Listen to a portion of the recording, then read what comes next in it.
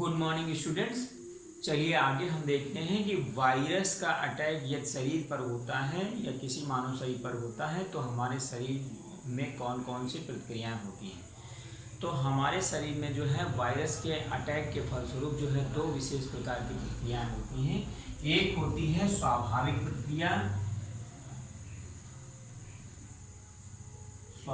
प्रतिक्रिया, और दूसरी क्या है, विशिष्ट प्रतिरक्षी प्रतिक्रिया। यानी ये जो है दो कैटेगरी होती हैं कि यदि शरीर को वायरस से बचाना है तो ये इनमें से दो में से एक प्रतिक्रिया आवश्यक रूप से होगी, तभी शरीर जो है वायरस के इन्फेक्शन से बच पाएगा, या फिर वायरस के अटैक से इन्फेक्शन हो गया है तो उसके जो है दुष्प्रभाव से बच पाएगा।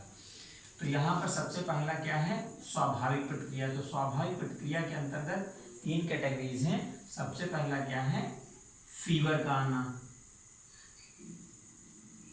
और दूसरा क्या है, फैगोसाइटोसिस,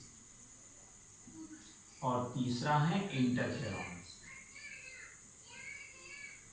इंटरफेरेंस।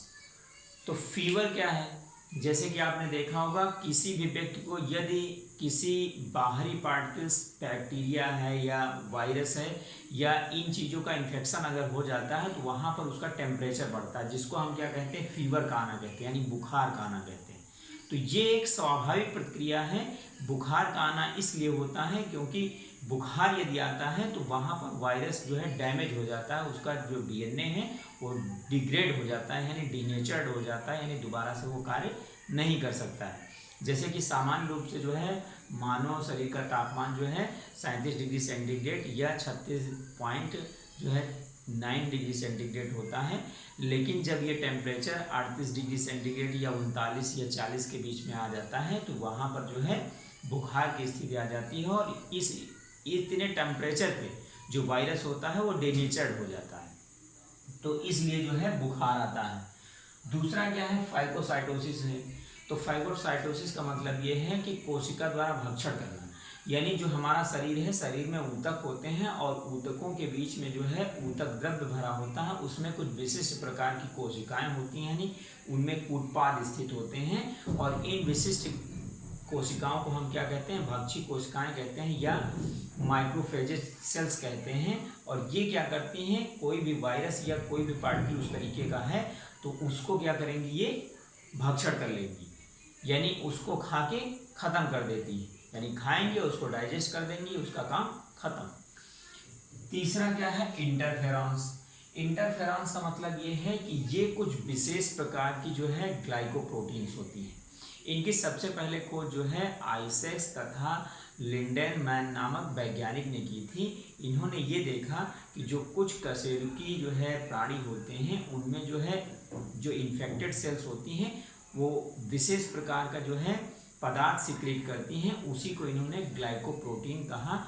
और ये क्या होते हैं, एक एज ए फेरोमोन्स की तरह कार्य करते हैं कि एक सेल्स से जो है सिक्रेट होकर दूसरी सेल्स को जाकर वहाँ पर एक्टिवेट कर देते हैं और उसमें एंटीबॉडीज बन जाती हैं। तो ये होते हैं इंटरफेरेंस। तो यहाँ पर जो डायग्राम बना हुआ है ये इंटरफेरेंस का ही, यानी इंटरफेरेंस किस तरीके से कार्य करता है, कहाँ से सिक्रेट होता है, उसके बारे में यहाँ पर दर्शाया गया है। तो सबसे पहले हम देख लेते हैं कि शुरुआत कहाँ से होती है। जैसे यहाँ पर दो बड़ी सेल्स बनी हुई है, एक सेल्स ये है और दूसरी सेल्स ये है। अब देखिए इसमें जो वायरस है, यानी जैसा कि आपने पढ़ा होगा कि वायरस क्या है, एक निर्जीव कण है, लेकिन जो इन्फेक्टेड पार्टिकल्स होते हैं वायरस के उनको हम वायरियॉन्स कहते हैं। और ये क्या करेंगे, सबसे पहले वायरस इन्फेक्शन, यानी ये वायरस है, वायरस किसी सेल को इन्फेक्ट करेगा तो इन्फेक्शन के फलस्वरूप क्या होता है, ये अपने न्यूक्लिक एसिड, यानी न्यूक्लिक एसिड में इनका जो है डीएनए हो सकता है या आरएनए हो सकता है, तो उसको ये सेल के अंदर इंटर कर देते हैं। देखिए यहाँ पर वायरस न्यूक्लिक एसिड ये इंटर हो गया, ठीक। बाहरी जो इनका आवरण होता है जिसको हम प्रोटीन कोड कहते हैं, ये जो है बाहरी छोड़ देते हैं, इसका यहाँ पर कोई मतलब नहीं होता है। अब देखिए जो सेल्स होती हैं, सेल्स में भी विशेष प्रकार की जो है जीन्स होती हैं जो कि इंटरफेरॉन का सिक्रीशन करती हैं। तो जब ये वायरस यहाँ पर इंटर कर गया तो ये अपना कार्य करना शुरू करेगा। तो कार्य करना शुरू करेगा इसलिए क्योंकि इसको अपने डीएनए को बढ़ाना है, क्योंकि वायरस की संख्या को बढ़ाना है, इसलिए ये इसके डीएनए को जो है डैमेज करेगा और उससे जो है रेप्लिकेट होके नए डीएनए कण बनाएगा वायरस के।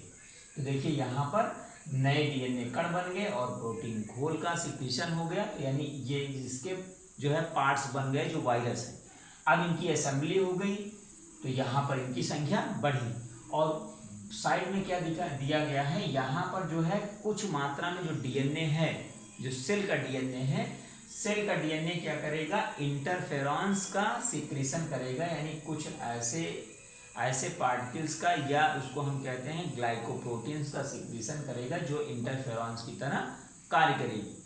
अब ये इंटरफेरॉन्स बाहर निकल जाएंगे, ठीक, और ये सेल्स जो है बस्ट होगी, यानी या कहीं से फट जाएगी और वहाँ पर जो है जो नए वायरस पार्टिकल्स बने हुए हैं वो रिलीज हो जाएंगे, जैसे वायरस रिलीज, यानी असेंबली होने के पश्चात ये यहाँ पर रिलीज हो गए। अब देखिए रिलीज होने के बाद ये बगल वाली सेल को इन्फेक्ट करेंगे, यानी जो वायरस है इसने क्या किया, नई सेल को जो है इन्फेक्ट किया है।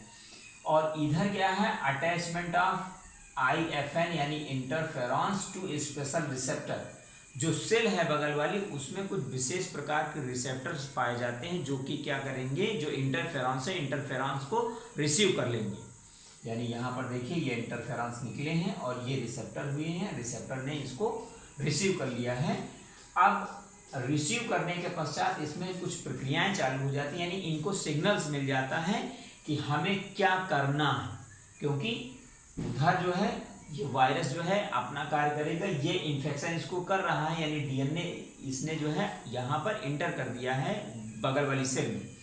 अब ये क्या करेगा, जब इसने इंटर किया है सेल में तो ये अभी कार्य नहीं कर पा रहा है कि जो सेल्स है सेल के डीएनए को डैमेज नहीं कर पाया है, उससे पहले ही यहाँ पर जो है जो इंटरफेरॉन्स था उसने क्या किया, इसके डीएनए को ऑर्डर किया, यानी सिग्नल्स एक्टिवेशन ऑफ जीन, यानी जीन एक्टिवेट हो गया और इसके विरुद्ध जो वायरस पार्टिकल है, यानी वायरस का जो डीएनए है उसके विरुद्ध यहाँ पर सिंथेसिस ऑफ एंटीवायरल प्रोटीन्स, यानी एंटीवायरल प्रोटीन की सिंथेसिस होने लगी है। और सिंथेसिस होने के पश्चात क्या हुआ है, इसने जो प्रोटीन्स यहाँ पर बनी हुई है, प्रोटीन्स ने क्या किया, जो वायरस का डीएनए था, वायरस के डीएनए को इसने जो है डिग्रेड कर दिया है और डिग्रेड करने के पश्चात यहाँ पर वायरस का डीएनए डैमेज हो गया है और डैमेज करने के पश्चात ये सेल हमारी बच गई, यानी जो डीएनए है डीएनए डैमेज हो गया, डैमेज होने के बाद इसको डाइजेस्ट कर दिया गया है, यानी इसी में समाहित हो गया